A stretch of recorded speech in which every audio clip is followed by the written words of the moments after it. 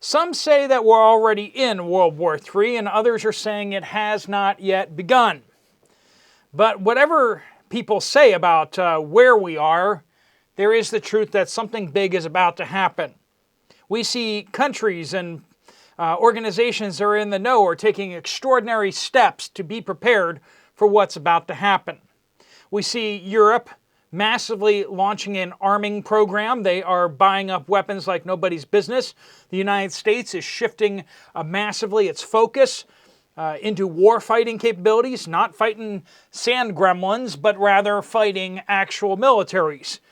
We see banks, central banks, we see wealthy people across the world are all making these massive shifts as if they know something's about to happen. We're going to talk about what is happening preparation-wise. We're going to talk about where we could be seeing some major shifts that are going to develop into major breaches very shortly. And there's a lot of concerning things out there. There's certainly a lot of uncertainty, but one thing is certain is that we are headed in the wrong direction. Without further ado, let's get into it. Welcome to the Poplar Report. I'm Steve Poplar. I'm an accountant by trade. And these are the things the mainstream media just won't cover, or at least won't tie it all together. And when they do, they always come up with one single conclusion that it's all Trump's fault. But that's not how we're going about this. The whole world is moving towards the brink. We got everyone from North Korea to Europe, to Eastern Europe. We got Israel and Iran kind of going at it. We got a lot of issues happening over in Africa. This is not all Trump's fault, I promise you. Now, some of it may be being triggered by some of what Trump's doing, but just the fact that Europe was going to depend on the United States basically fighting the entire World War III for them, and now they're realizing that they're going to have to do some of the fighting themselves, I don't know that that's really so much Trump's fault, right? All right, so let's start off with Europe. Whether you think that Europe is basically realizing that they're going to be in the fight of their lives and they need to start arming up, or whether you really follow the narrative, which is basically that that they feel like they're now on their own and they're going to have to start defending themselves as opposed to hiding behind the skirts of the United States. But what we do know is that countries in Europe are starting to take things seriously. We have Poland out there.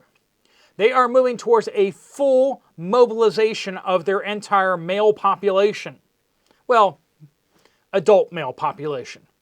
They are literally going to provide military training to every adult male in their country. Now, I don't know if there's going to be some exemptions for like not being able to walk or like being like super old. But the idea is that they're going to provide military training to every single adult male in the country.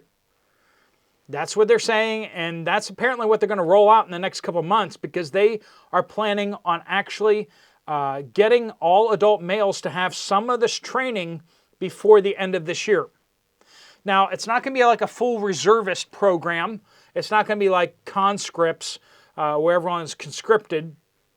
But it sounds like there's going to be some kind of basic weapons training, basic coordinating with military training. I don't know whether they're going to be helping with logistics or doing something else along those lines, or if they're really preparing them to be a guerrilla force, how to operate with the Polish military if it comes to occupation or something along those lines. But what we see happening in that Eastern European country right off to the Poland's border, things are not going well. The United States, fed up with some of the nonsense that's been going on. President Biden couldn't stand the guy, but President Trump has found out why and is also not putting up with any of the BS that he has coming. And so the United States has cut off all military aid and also has now cut intelligence sharing with that country. And I'm seeing unconfirmed reports.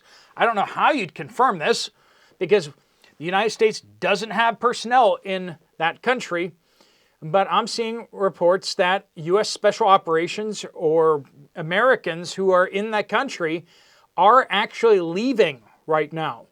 So embedded, whether they're CIA or military units or contractors, American contractors who are operating under contracts in that country, in the black ops community, it's kind of all one and the same. They have ways of playing these shell games of whether they're working for BlackRock or Blackwater or Halliburton or someone else like that, and then they're doing some stuff and their contract happens to be with the CIA or something. All this stuff is super shady stuff, but that's what I'm hearing out there is that Americans are that have been operating, interoperating with that country's military are now actually leaving the country. Now, word is that this mineral deal will be signed at some point, and that's back on track to be signed, and then that may lead us back into kumbaya type of relationship with them. I don't know. But what we're also seeing across the front is that that little incursion into Kursk with the very best troops that country could muster with the best equipment that they could muster, that incursion is almost encircled now. And those troops, several thousand troops, look like they could be cut off and surrounded. There is one road that's still open, but apparently it's being bracketed by artillery and drones, optically guided drones that are not jammable. Apparently they are targeting any vehicles going up and down that road and are destroying them. And so they are not completely cut off, but they are effectively cut off. Several thousand troops. And that's an awful situation. And then on top of that, we're seeing that more and more ground is being made up by Bear Country in their invasion. They are grabbing new villages every day, it seems like. And it seems like they're getting less and less resistance as they move forward across the entire battlefront. Things are starting to move. Now, it's been a warm winter, so they haven't gotten a hard freeze, which is usually when they would do an offensive, because once the mud freezes, they can then drive the tanks over it really effectively and really fast. And it seems like the Bear Country has been waiting for that hard freeze so they could then run their armor through the enemy lines. But that hasn't taken place, and so it's just been like a slow slog forward. But at what point are we going to see a major breakout? And it's not going to be like an accidental breakout, because a breakout like this takes planning and logistics and supply chains. So if they do a major offensive with the plan of breaking out, they need to have all their trucks and all their supplies and fuel and ammo and all that kind of stuff ready to go to help support this major puncture through the lines. And so we're looking at a possibility that this could happen any day now or any week now. So exactly how this unfolds, I mean, up till now, Bear Country has stated that they only want to take these provinces, that they don't want to go up into the country any further. But of course, in the opening salvo, they seem to be trying to grab the capital. So I don't know. Are they going to try taking the whole country? If they try to take the whole country, that means Bear Country troops will literally be on the border with Poland. Well, in another place. I mean, there's already troops on the border with Poland, up in their other little outpost up there, Kaliningrad. But we're talking about a massive new border right up against the Polish border. Would that make them a little uncomfortable? Yeah, that would certainly make them uncomfortable. They have a Belarus border, they'd have a Bear Country border, and then a Bear Country border. Then they have some water. Poland is getting nervous. And other countries across Europe are all saying, Poland, we have your back. And there's mounting pressure for the Germans to deploy their troops to Poland, which is kind of confusing. But the German troops are going to deploy to Poland to fight Bear Country. Sounds like something that happened 70 years ago, almost 80 years now. But apparently this time Poland's going to be for it. Anyway, so Europe is just freaking out in general because the United States is like, this isn't our battle. This isn't us. You know, maybe we'll be there, maybe we won't be there. We'll see how it goes.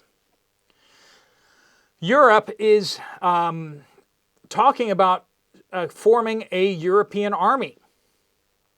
And that has not been fully approved, and so there's still some holdouts who do not like the idea of a European army.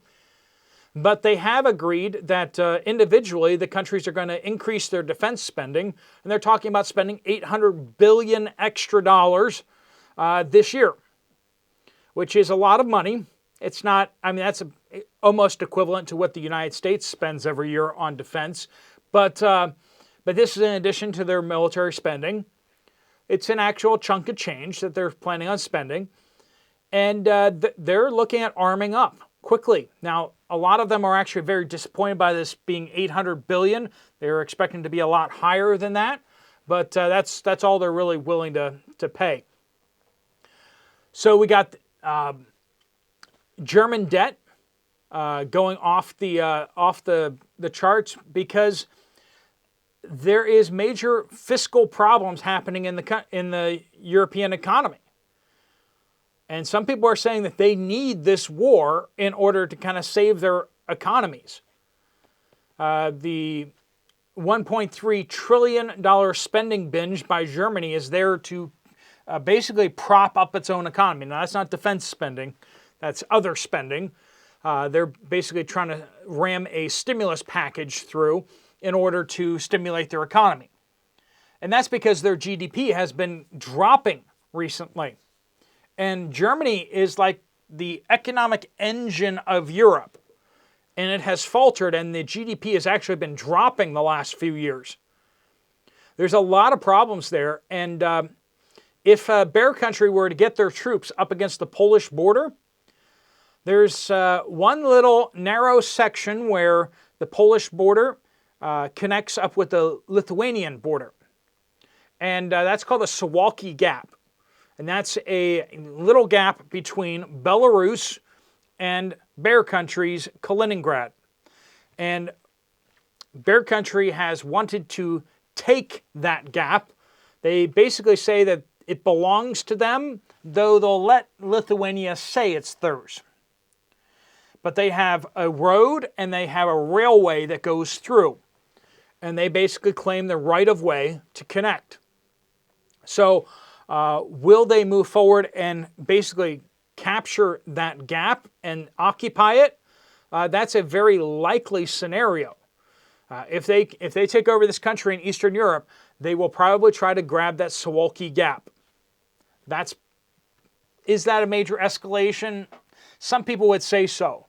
Now, Lithuania is a NATO member, so if Bear Country does that, they will technically incur the wrath of the entire NATO alliance.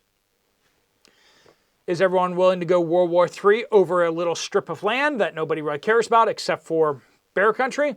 That remains to be seen. And it's not just in Europe. Europe, things are tense as anything else. Down in Israel, in the Middle East, Israel is continuing to try to destabilize the Syrian regime, the new terrorist Syrian regime. The UK has just recognized diplomatically the Syrian government, who is right now dropping barrel bombs on civilians in other parts of the country and committing mass genocide against minorities, including Christians. You know, the fact that they all happen to be Al-Qaeda before they became HTS is starting to come out a little bit. Many civilians have fled to a Russian air base there for sanctuary, which is awkward for American propagandists out there, isn't it? Anyway, so that's happening. And then in addition to that, Israel is ramping up pressure on Iran, with the United States basically ramping up pressure on Iran as well. President Trump has said basically that, that this is the last round of talks with Iran before something else is going to happen, because they will not be permitted to get nuclear weapons. Well, we just heard back from the Iranian regime, and they've said, no, we're not going to talk. So you read between the lines, folks, what happens next. I would not be surprised if strikes start happening any time now. A combination of the United States with its allies, United States, Israel, and its allies, or just Israel alone with some sort of backup from the United States.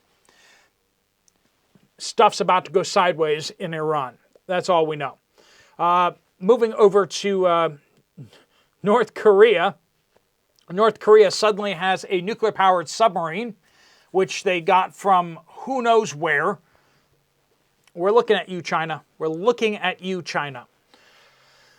But apparently they did some sort of deal with engineers from Russia or China, and somehow cobbled together their own nuclear-powered submarine. I wouldn't want to go underwater in this submarine. I don't know that I want to go underwater in any submarine, but definitely not a North Korean nuclear-powered submarine. Now, that's happening. North Korea has been firing missiles recently. They've been moving forward with, supposedly, with their nuclear ambitions. Iran's been moving forward with its nuclear ambitions. Read between the lines on all of this, and we come up with a very simple conclusion: that World War III is about to begin, or it's about to go to a different level, depending on how you view it. I mean, I believe that we are in World War III already, but it's kind of one of those things where you can't really see where it started until after you've passed into it a bit. Historians start putting like brackets on when it began and when it ended, but it's usually not quite so simple, and it's usually a lot more complicated on the front end. Sometimes it's pretty simple on the back end, like World War II was kind of simple when they signed the armistices. That kind of made things pretty clear when they were over. But maybe not so clear this time around. All right, friends, that's what's happening out there. We'll keep you updated on major news items that happen. But these things are changing by the hour, changing by the day, and it's hard to keep up with it. All we know is that that these people in power in countries, banks, major corporations, they all see trouble on the horizon, and they're all scurrying for safety. It's no wonder that gold and silver are up in price, particularly gold, as people are fleeing to safety. All right, friends, thanks so much for watching. If you want to check out another video from this channel, there's one right up here. I'll see you over there, or I'll see you guys later. Steve Poplar of the Poplar Report out.